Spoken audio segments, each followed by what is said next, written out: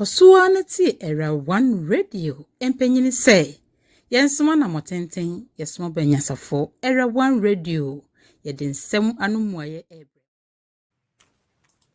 Kosuanity era one radio empenyini say yensoma na motenten yesoma banyasafo era one radio yedinsem anumuaye ebre.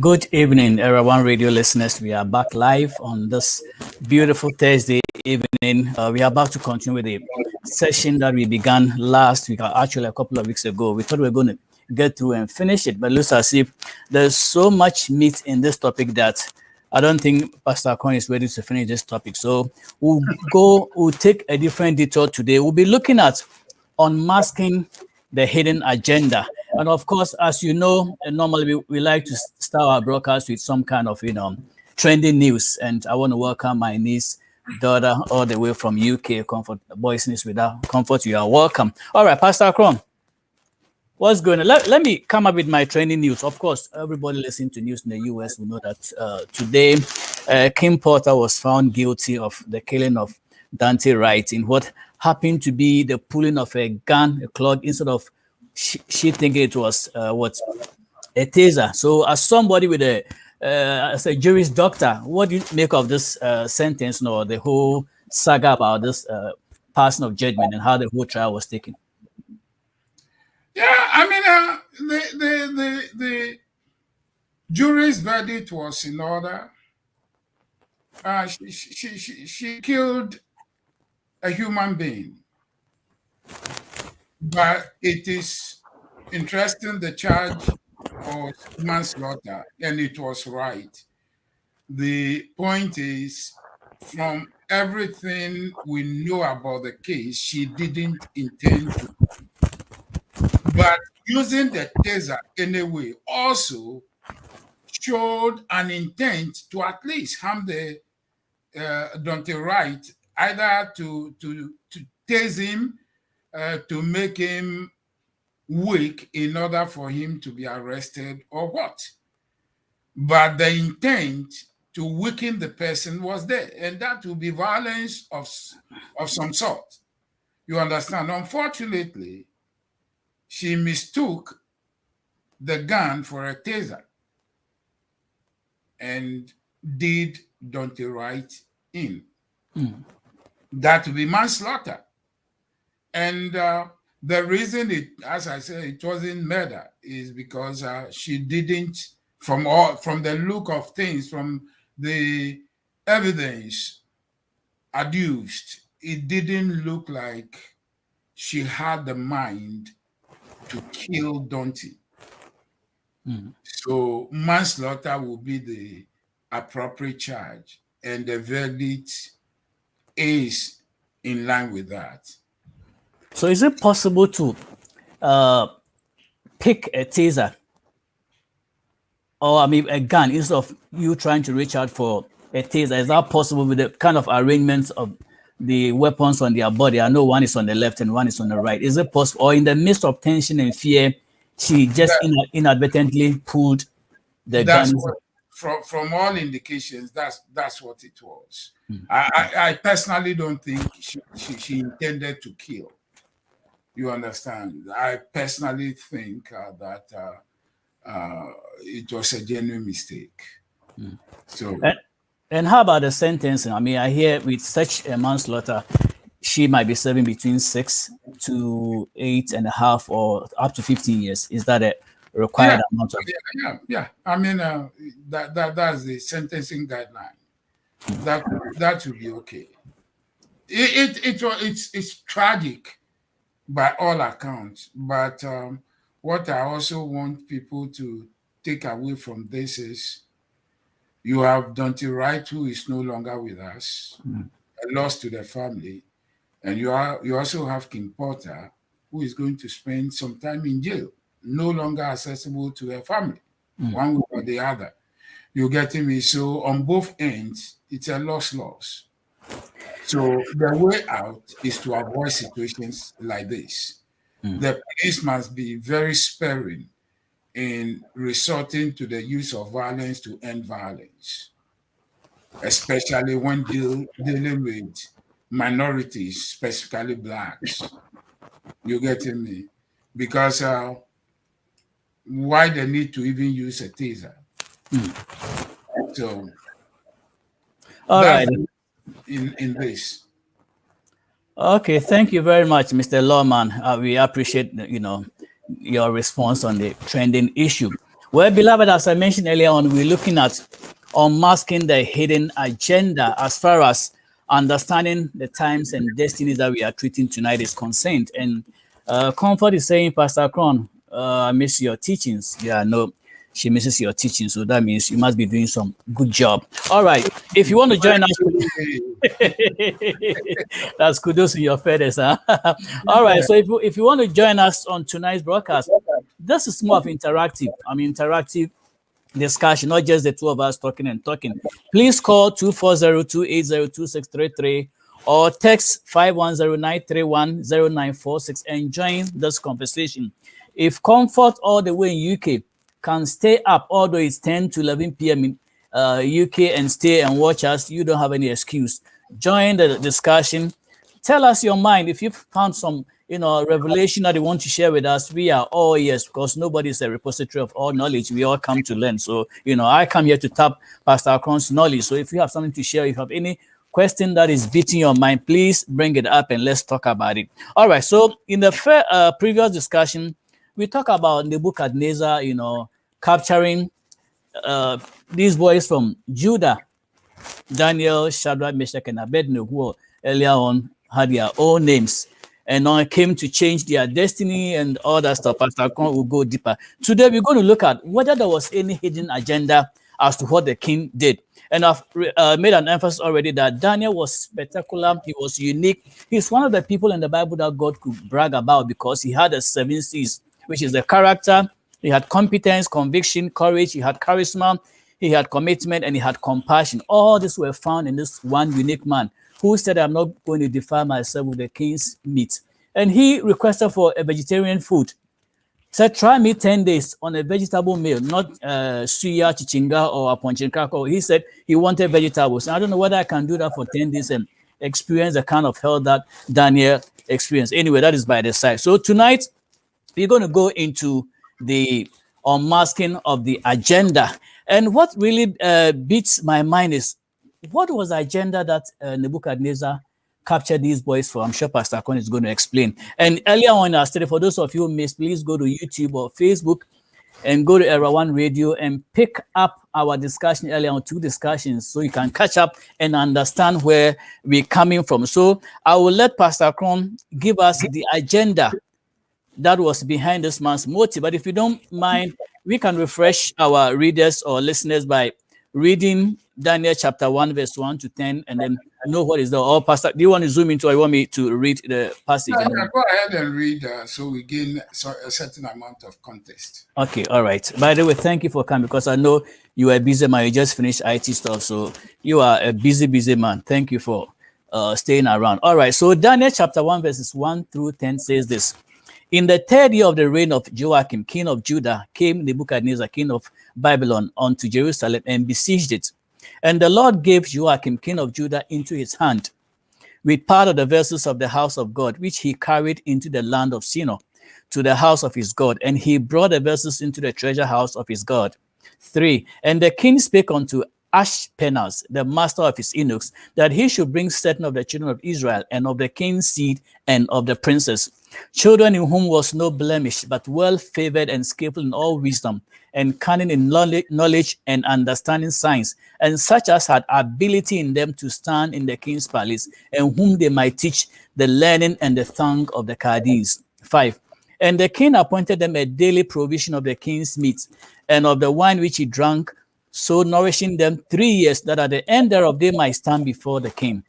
Now among these were of the children of Judah, Daniel, Hananiah, Mishael, and Azariah, unto whom the prince of the eunuchs gave names, for he gave unto Daniel the name Belshazzar, and to Hananiah of Shadrach, and to Mishael of Meshach, and to Azariah of Abednego. 8. But Daniel purposed in his heart that he would not defile himself with a portion of the king's meat, nor with the wine which he drank. Therefore he requested of the prince of the eunuchs that he might not defile himself.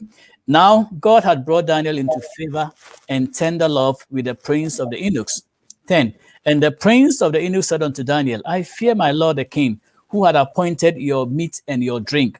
For why should he see your faces worse liking than the children which are of your sort?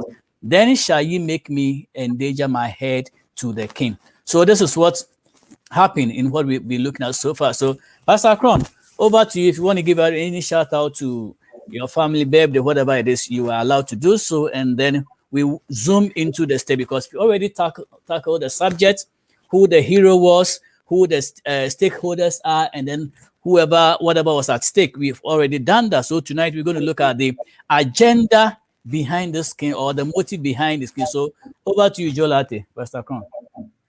Yeah, I mean, first, let me say Merry Christmas in advance. Amen. We hope the birth of Christ will bring good tidings to everyone. We know last year and this year have been very trying economically, financially. But it is our hope that with the birth of Christ, the coming year will be the best you've ever experienced. And coming on the home front, it's our prayer that God will take this program to heights undreamt and unknown. Great. So, Merry Christmas to you. Hopefully, we'll meet again before the new year. So I won't send a premature Happy New Year, but Merry Christmas. Stay blessed. Over to you. All right. So now let's go ahead and go on to the agenda. What was the agenda by which or for which? Let's flip the the prepositions. For which or with which Nebuchadnezzar had these boys captured? What was his purpose? Okay. Dr. Boison, you remember the very first discussion on this? You asked, what is the subject of this test? And we said it will be Nebuchadnezzar and his activities, right, relating to the capture or the besieging of Judah. The question is, what therefore will be the reason, which will be the theme? The theme, I put it this way, or the main idea, I put it this way: Nebuchadnezzar was a shrewd master empire builder.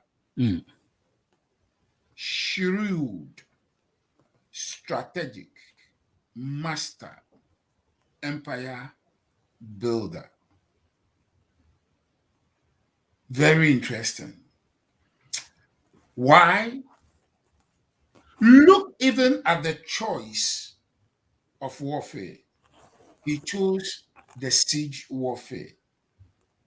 The siege warfare simply means an army surrounds another army or a city or something, and then waits out until the city or state consumes its resources, because the army that has besieged will make sure that there is no resource coming in or resource going out, cuts off communication, what have you.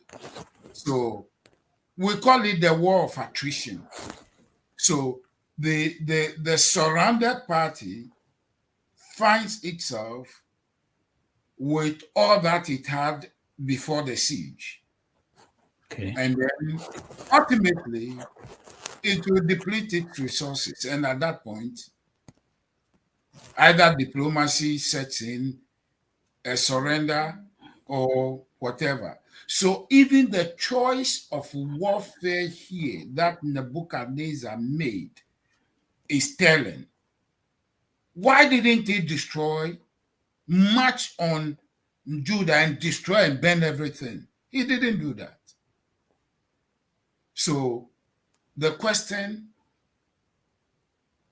why did he opt not to kill, not to destroy, not to burn things?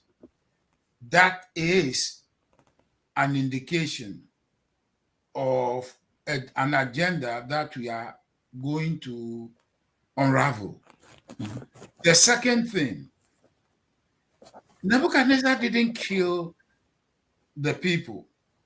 He only carried them to Babylon. 3, the Bible says he carried some of the treasures of the temple in Jerusalem, carried the vessels and the treasures to Babylon and stored them in the treasure house of his God. Isn't it the same thing every European empire or almost every empire in history has done? In fact, if you are you have been following the news, one of the most powerful kings in Africa, King Ajabuja or something, just died last week in Benin. He was known as the King of Abomi, one of the most powerful known kingdoms in West Africa. He died, and according to the report, he demanded of France to return some African art pieces that the French army had looted in the 19th century. And about a year ago, France returned some of them. Isn't it the same thing we are seeing? That Nebuchadnezzar carried the treasures of the temple in Jerusalem and then carted them to Babylon, in addition to carting the people to Babylon. And then he stored the treasures of Jerusalem's temple in the treasure house of his God. Are you getting me? Yes, sir. The author of this text is very sophisticated. The information pieces we gather out of this, and I alluded to it the other time, Nebuchadnezzar was not a godless person. Nebuchadnezzar was godly, if not godly by way of having the Almighty God that you and I know, Yahweh, as his God. But he had a spiritual side. He had a house for his gods. And then you look at the fact that one of the requirements that he asked of the children was that they had to understand science. So this was one person who married science with spirituality. Are you getting me? Yes, sir. He married science with spirituality. No wonder he was able to expand his empire. So we are getting a glimpse of who this man was. The choice of warfare, siege warfare. He captured and looted part of the temple. He didn't overrun Jerusalem. He didn't kill the people he had conquered. He carried them over, in addition to the temple resources, to his kingdom. Why would he save? if he was just the regular type of marauding king, he would have destroyed, killed everybody, right? He didn't do so. So again, choice of warfare, and then the actions that followed, right? Looting the temple and then carrying the people to his kingdom. Wow. I am tempted to ask this question. In another part of scriptures, concerning the time when Saul was king. And of course, Samuel was a prophet or high priest then, and then Saul was the king. And Saul was instructed to go and destroy a group of people, utterly destroy them. And this guy sneaked in the king back and some choice animals and stuff. And that was a point where God got angry with him. So how do you parallel this with what Nebuchadnezzar did? Yeah, I mean, God ordered Saul to do one thing, and he failed. Here, we are not told. In fact, the Bible only mentions that God gave Jehoiakim into the hands of Nebuchadnezzar.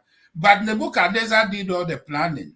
Nebuchadnezzar did all the harnessing and mobilizing of resources, both human power and logistics.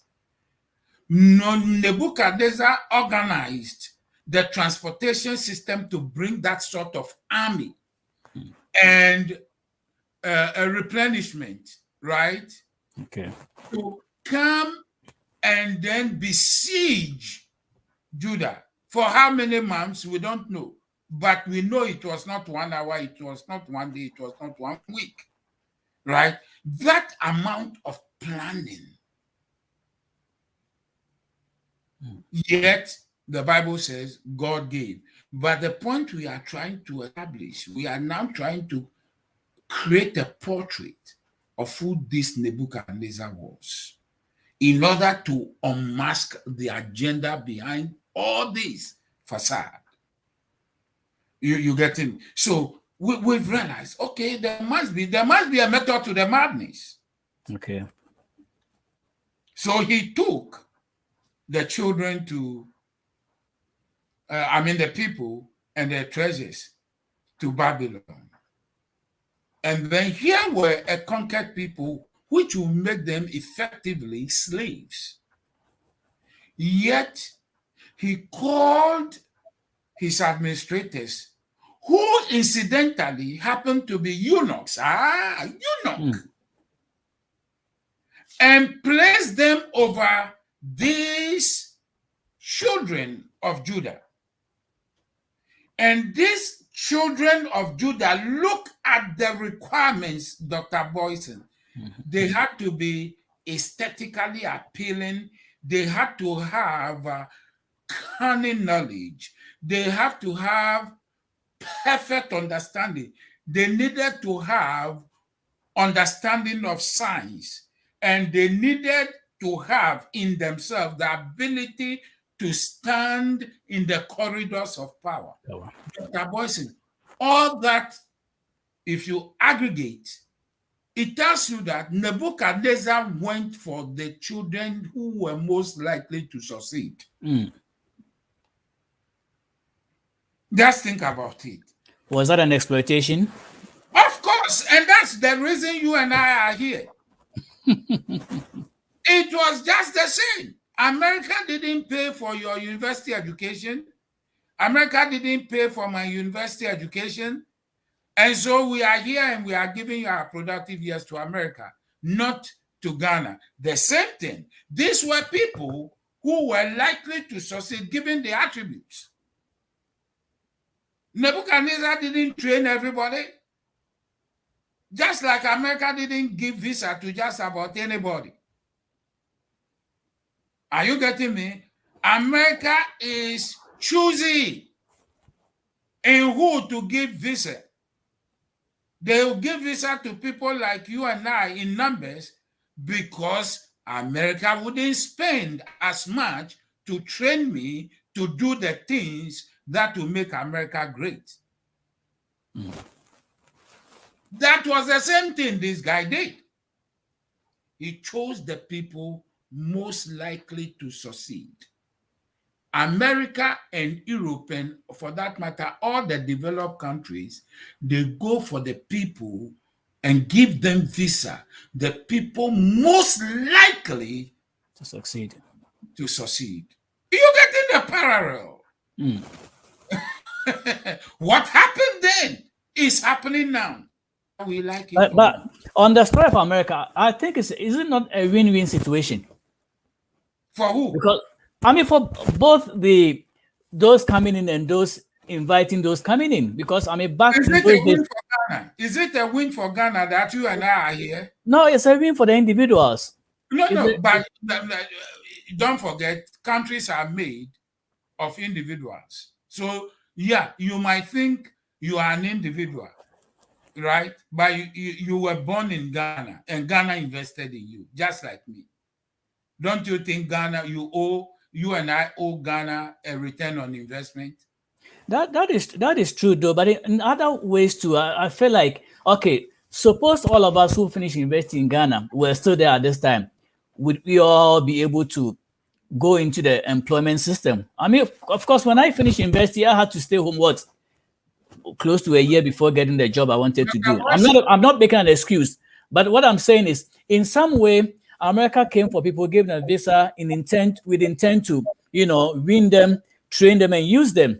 At the same time, too, it was kind of some kind of, a relief for those who were coming to. I'm not publicizing that was a good thing, but I'm looking at it in the, in the juxtaposition.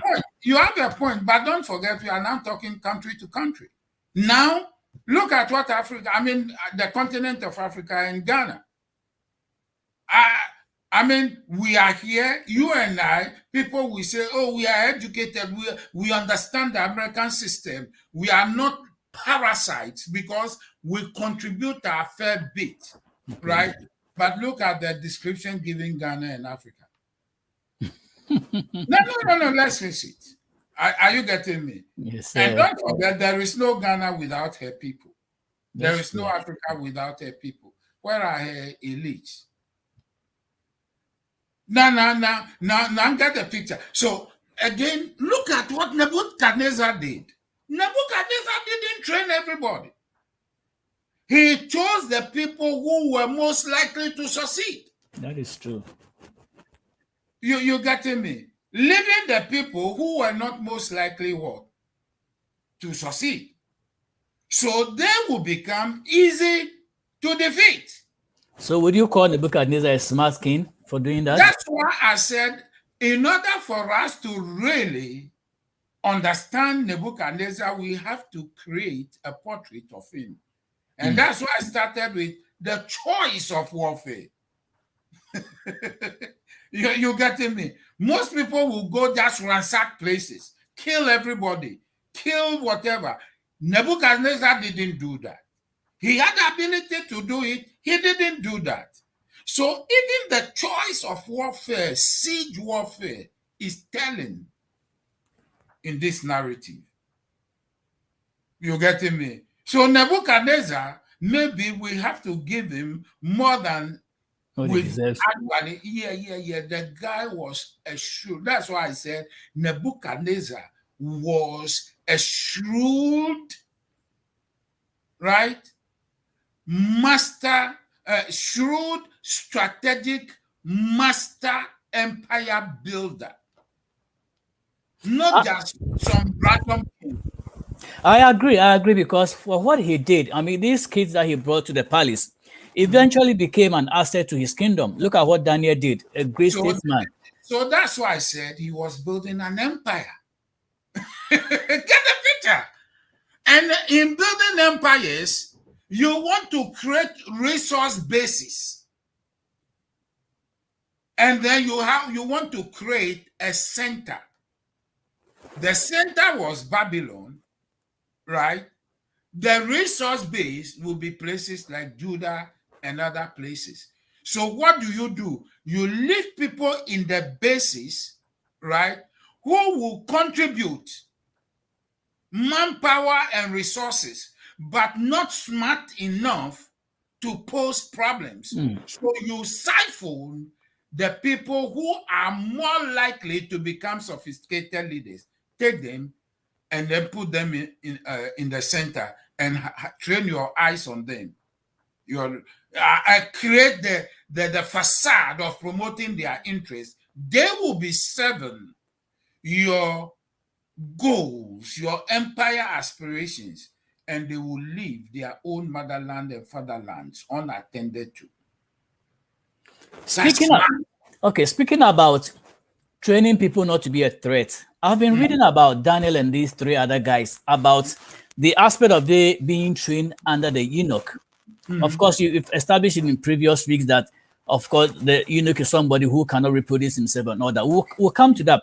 But speaking about helping some countries like Ghana advertise their healthcare and all that, let me play a quick commercial. When we come, we'll pick it out from the role of the eunuch as far as this is concerned. Stay tight. You are listening to Era 1. If you want to call into the station, it's 240-280-2633. And if you want to text, just like my niece is done, it's 510-931-0946. Stay tight. Don't go anywhere. And we'll pick it up from here in a minute. Hello, beautiful people of Ghana. This is Banahine Specialist Hospital. We are so excited to announce to our people Ghana that we are finally opened and we are accepting patients. At Banahine Specialist Hospital, our extraordinary physicians and nurses are here to provide a high-quality medical service to our extraordinary patients. Our services include primary care services, maternal, neonatal, and pediatric services. We also have an in-house pharmacy. We have x-ray and laboratory services available to you. Come to us for all your healthcare needs and you will be happy you did because we believe the health is wealth. Thank you and stay blessed.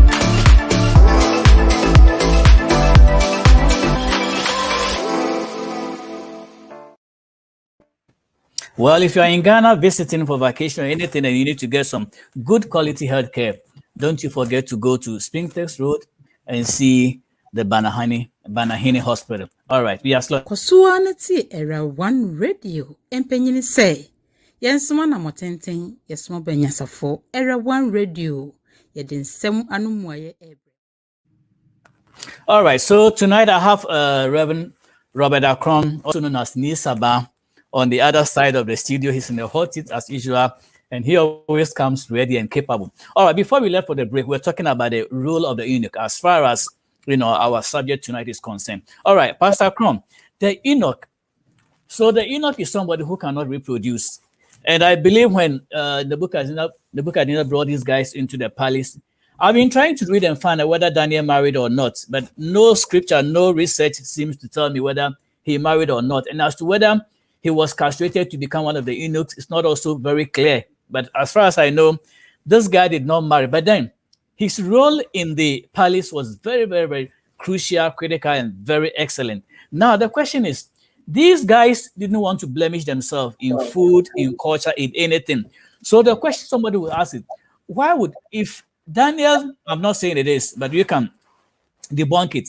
If Daniel was an eunuch, would God allow him to become an eunuch, somebody he had preserved to be, unblemished, to serve as a statesman? You can debunk that theory, and then you can go on with the eunuch, the role of the eunuch, and as far as you want to tell us tonight. Over to you.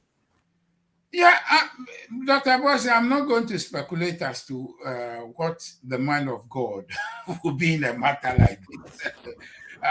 The point is, I'm not going to read extraneous material into the text. The text is silent on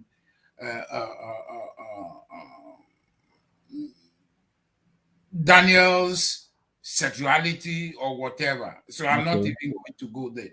But looking at the eunuch and the facts that surrounded a eunuch, that a eunuch would not go beyond himself.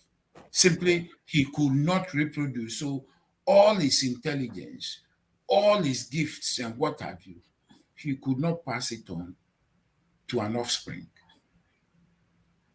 Such was the person the king put over these very productive children, these quality children. And there is the sneaking suspicion that there must be a reason for it. Are you getting me? Yes, So, sir. because you look at the attributes, and these will be very productive,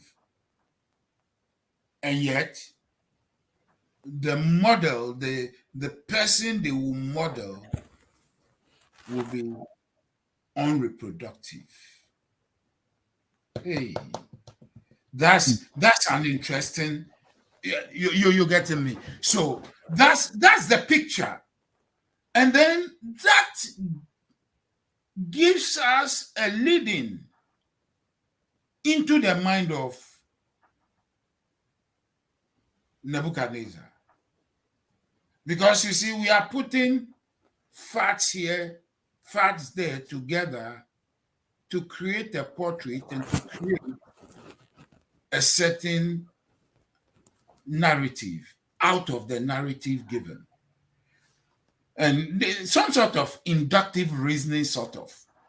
So, Dr. Boison, look at the food. It was the king's food. So literally influencing their taste, food and wine. Dr. Boison, we have our experience from back home. We saw the civil servants, the educated ones. What did we see? They lived in the ridge, the cantonments, and what have you. These were people who one would think were trained to become the problem solvers, the solution carriers, to deal with the problems of the society out of which they had been taken. After they had been educated, what happened? They actually left the society, the communities they had come out of. What did we see them eating? European food, the sausages, The bacons. the corned beef, the baked beans. Are you getting me? No, these are things we could literally cite as part of our growing experiences. We are seeing the same thing in a text like this. Something that happened 3,000 years ago. What happened then is still happening. You getting me? Is it coincidental? Maybe no. You getting me? Maybe no. History is telling us something. This text, as I said, is a narration. And narration as a genre, right, gives you or tells you about what happens in life, not what happened some time ago. Something narrative will give you something that happens in life. So we are seeing that this text is telling us that empire builders have a mind of their own. So it is up to you to really sit back, reflect, and then look at what is happening, put the pieces together and see if such a thing is happening, and then strategize to either counter it or stay clear of it. So we see that their food and drink choices were being influenced, just like our parents were influenced in their food choices, right? Dr. Boison, this is a practical matter. Now, then the next thing we see is the content of their knowledge. They were going to be taught the learning of the Chaldeans, not the learning of Judah. Are you getting me? We made the point the last two meetings we had here. What was the content of our curriculum? The British type. how much of it related to our Ghanaian African environment? Very little of it. So we became educated, quote unquote, but we were made unsuitable for the environment we found ourselves in. So our knowledge literally forced us to seek fulfillment elsewhere outside the community and the environment we were educated in. You see how it was happening? And so that's why we ended up here. And that's why it seems as if, okay, we are managing, because the content of our knowledge had more to do with environments like this than our own environment we grew up in. So would our mindset allow us to do what we call sankofa, to go back to our tradition and pick it up from there? It's too late. It will take quite some time. No, it's not too late. Because now Daniel will give us the way to resist. That's why I said this test is a lovely test. You understand?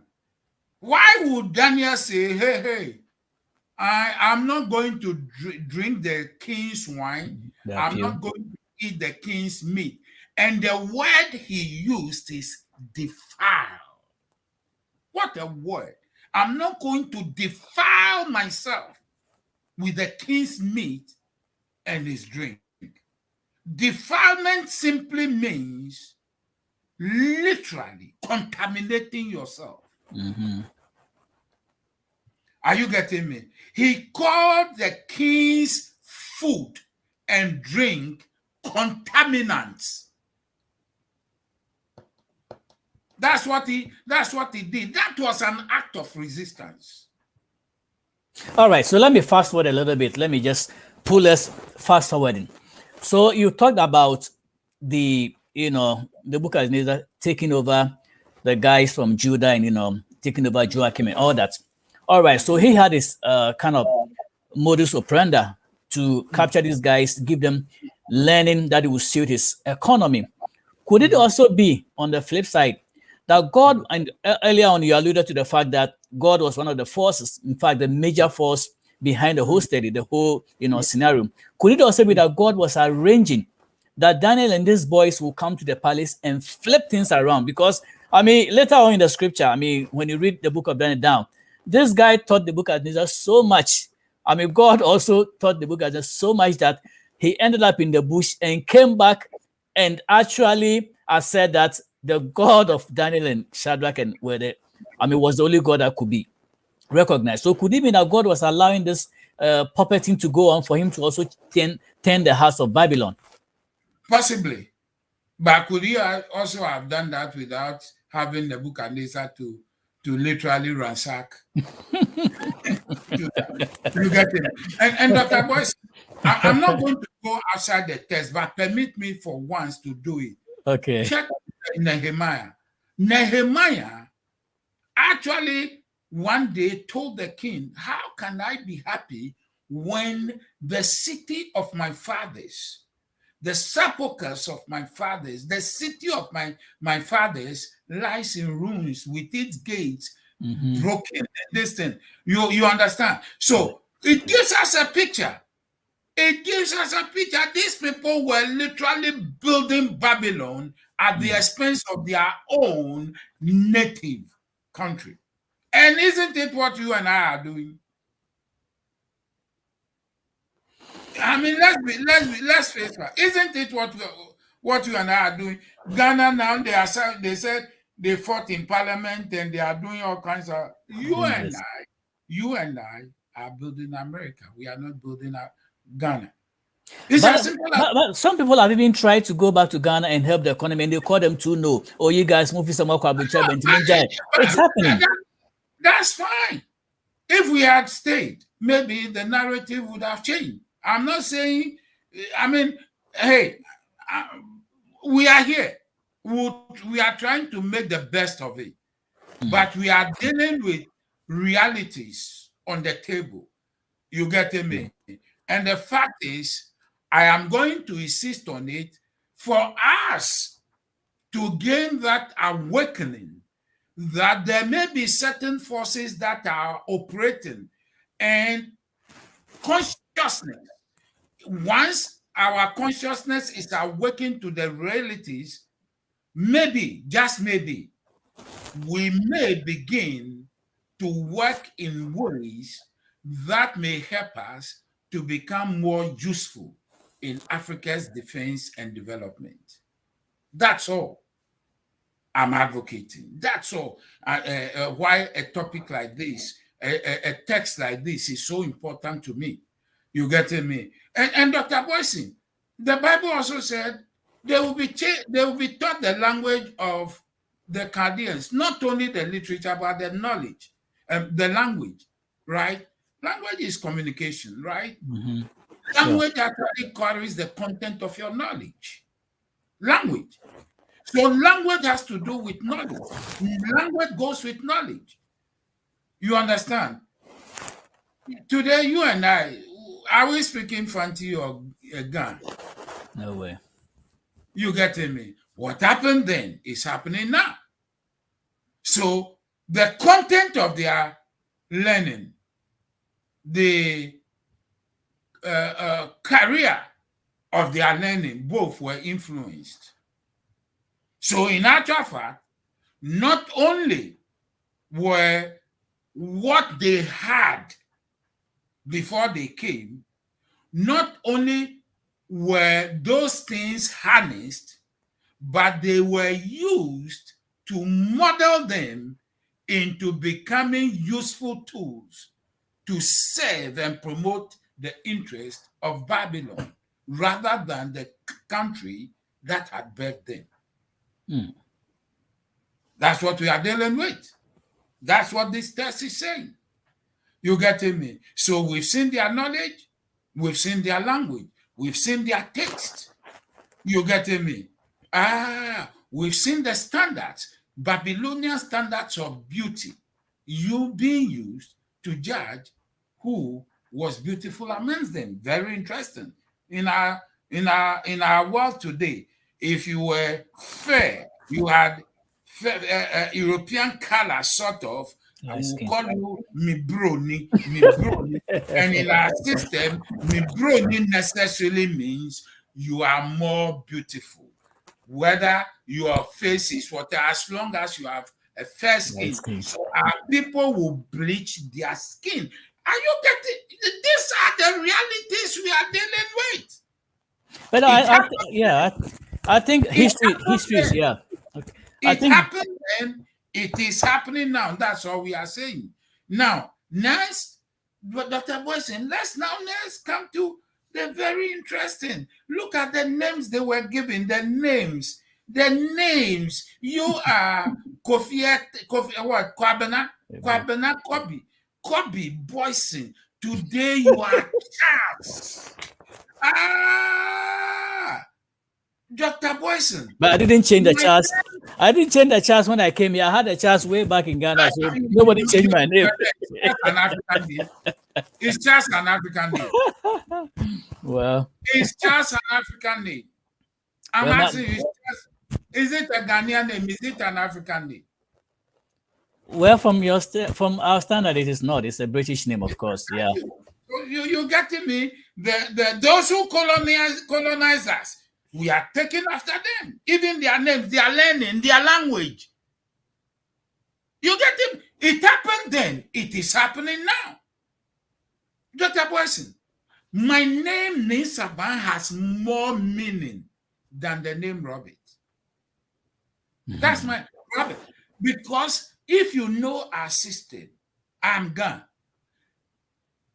Gan names will give you not only the family, it will give you the sibling line, the position of the person, his or her position in the sibling line. I am Ninsaban. The name there simply tells you that my name was once born by a respectable elder. So we just don't give name to everybody. In my case, my grandfather was alive at the time I was born. So he was called Saban, I am called Saban, and because I lived with him, anytime my name was mentioned, his name was on the line. So reverence had to be accorded to him. That's why I was given the prefix Ning. Now, the Saban tells you, I am the second male born in my sibling line. So our names are not just Given, yeah. anything. So let's face it. I knew the names of my children before they were born. Every Ga person would know the names of his children before they will be born, whether girl or boy. So the Ga name is a complete addressing system. How many people know me by my Ga name? They know me by my European name, which has no meaning. After Robert meant you are a rich man. Oh, isn't that what Robert means? No. In actual fact, Robert means bright in fame or a policeman. Nothing. It doesn't tell you anything. Are you getting me? But if you understood our system, Nisaban means so much. We have traded that for a useless European name. Well, so Daniel and his colleagues, their names were changed. Daniel was given the name Belteshazzar. Belteshazzar means protected by a god. Meanwhile, the name Daniel is a Jewish name and it had meaning, God is my judge. Yeah, it was changed to Belteshazzar, he who is protected by a god, the god Bel. You understand? So even in that name, we could tell that their spirituality was affected. Aren't we Christians by default? Yes, we are. Thank you. Meanwhile, what happened to our religion? We were told that our ancestors were what? Idol worshippers. And you and I know that that is a lie from the pit of hell. Our ancestors were not idol worshippers. But I mean, Pastor Robert, look at this very song that you and I know very well. You've sang it before. This was composed by our own people. They were saying themselves that their parents used to worship God, but they of the newer generation. So where come that knowledge? So somebody with a colonized mind is a bruised person. It's a person fighting against him or herself. So don't put any premium on those songs. Our Nananum were not worshiping idols. Look at, take the airways. Take the Mawunyega, Mawuli, Mawuto. God is great. God is everything. God is loving. Who said our ancestors? They didn't say Antoine is loving. They said Mauto, God, Almighty God. But you see, our minds were captured. And our minds were tricked. Our minds were brainwashed. Our minds were made to think everything about us was evil, including our own beauty standards, including the food we ate, are you getting me? Including our own language, including our own food, everything about us is the same thing you could see. So Comfort is saying that her husband's name is Nuete. I'm sure she's going to type and explain to her what Nuete means. It's a local Nuete, name. I know what Nuete means. Okay. So Pastor Nuete Kron. means is the firstborn because every God that name T-E-Y simply means firstborn. The second will be T-E-I. You understand? The third will be Kwe. Wow. Every girl will be L-E-Y, Nuele or Nole. She's affirming that it's true. Yeah, Comfort says it's true. So would you call that a paradigm shift that was shifted to the negative? Or what would you call that? Of course. You see, when your mind, for everything about you to be captured, your mind first has to be captured. So that's a pure mindset change. Yeah, of course. Yeah. So Nebuchadnezzar, that's why I said he was a shrewd, strategic master empire builder. What was he trying to do?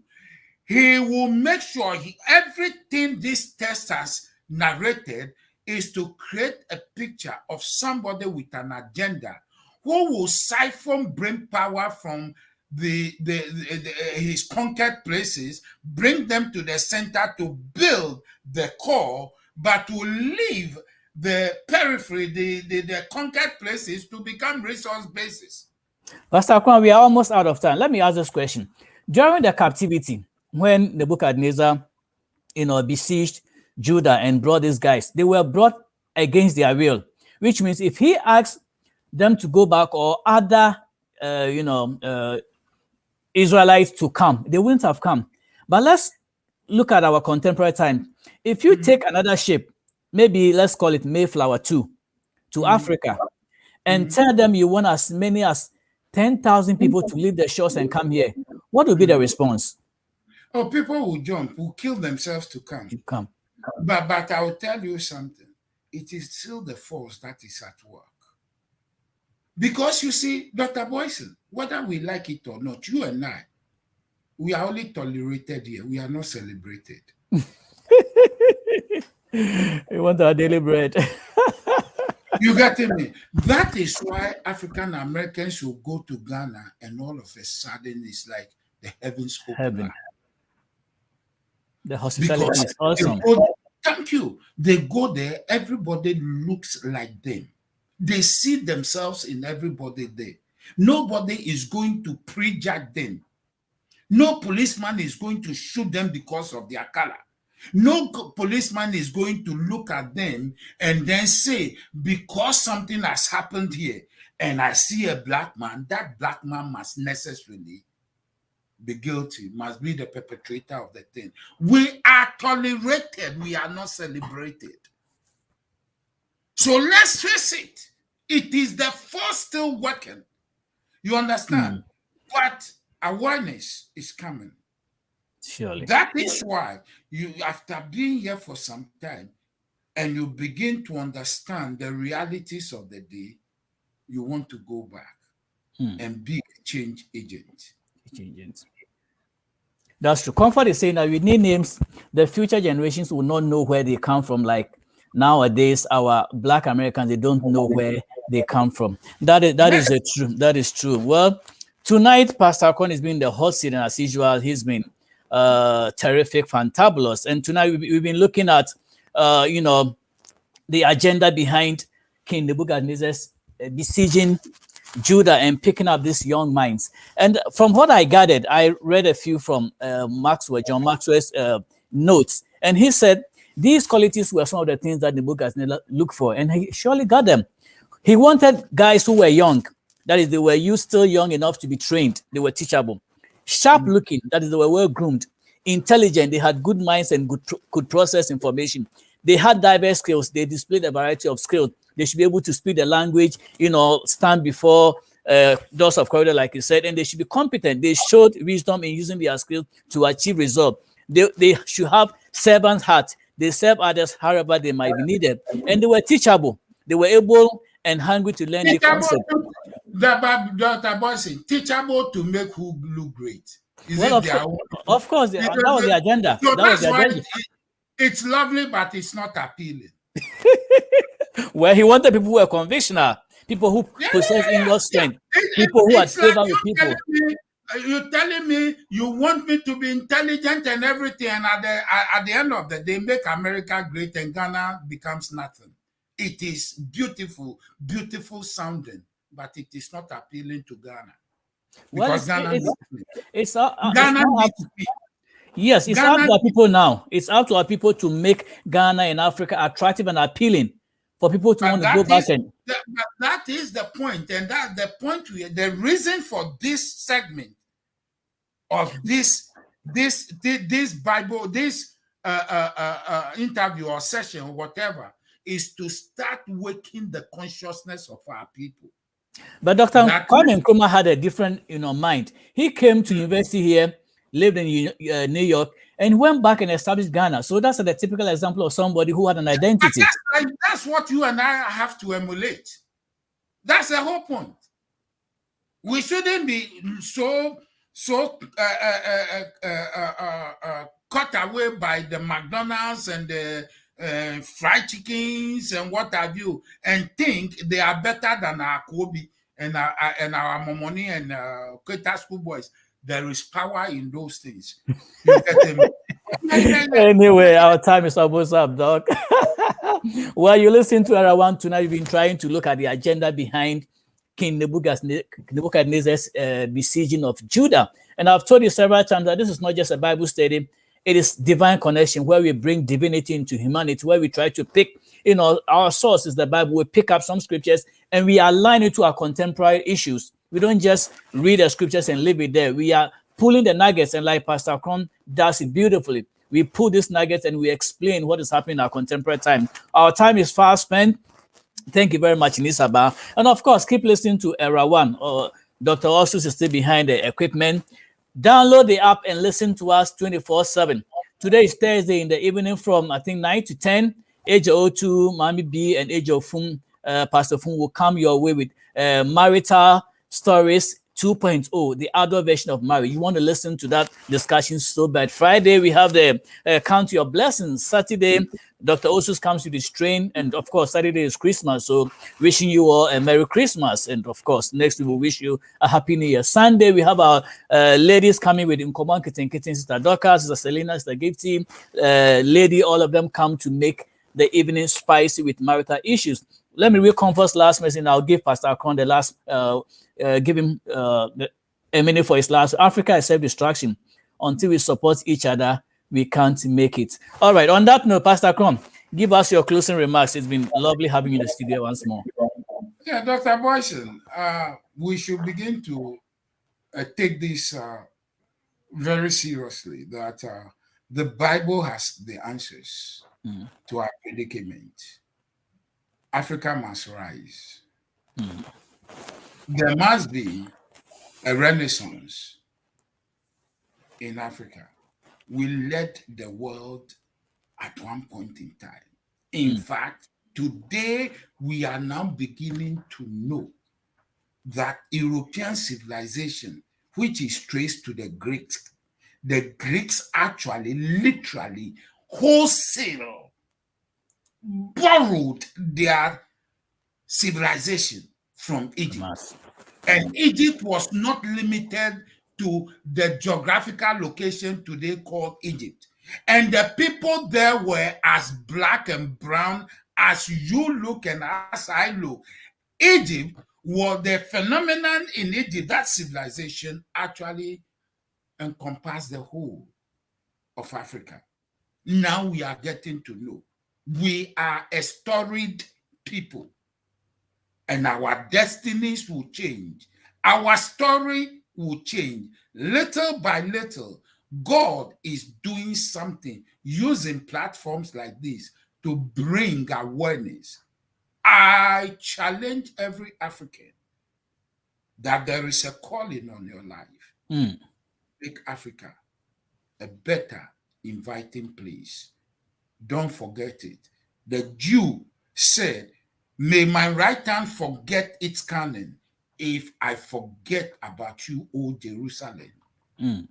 May I never become settled. May I forever become restless until God uses me to change Africa's destiny. So may it be for you. Amen. Thank you very much, Pastor Kron. It's a pleasure, and I am always blessed having you in the studio. Thank you very much. And for those of you who are on holiday tomorrow, make use of the day wisely. Enjoy. Go to YouTube, Facebook, and listen to our clips. Of course, Era 1 is 24/7. Thanks to my niece all the way from UK, Comfort. Thank you for joining us, Israel, and all those of you who listen to us. I wish you all the best. Continue listening to Era 1. And I'll meet you again, same place, same time, and with the same guest next week, Thursday. And I'm your host, Charles Boison. Enjoy your day, your evening with Era 1, or listen to CNN, but then occasionally listen to Era 1 and get yourself inspired. Pastor Krom, thank you very much. Say hi to Auntie Q and the kids, and I'll see you, I think, tomorrow and then next week. Bye-bye. All right, I'm leaving you with this song. Enjoy this song, and then we are leaving the studio. All right. Hallelujah. Cristo Cristo Cristo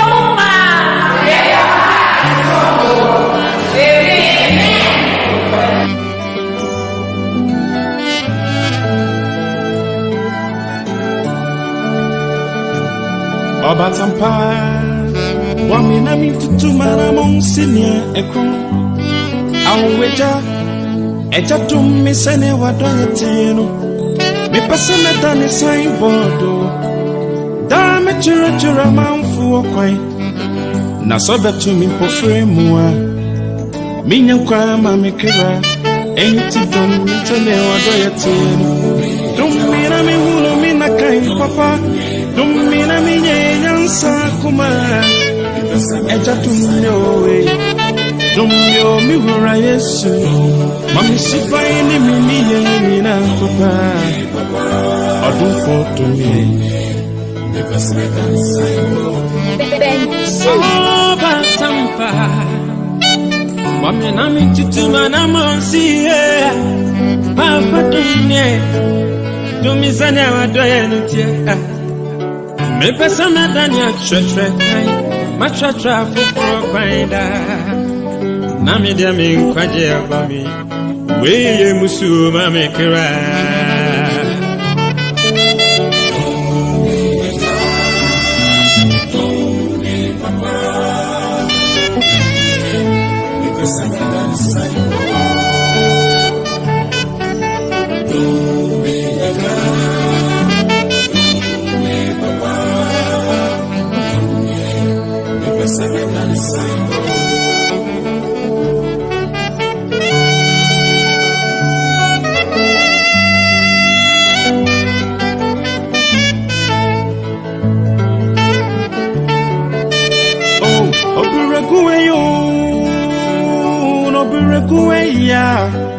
Bisaya masini bio edura basu na minka huana mi pasa medani signboard atrecha fufro kwa mwenya ukajie na mi de mi kwaji abomi wedi ye musio kura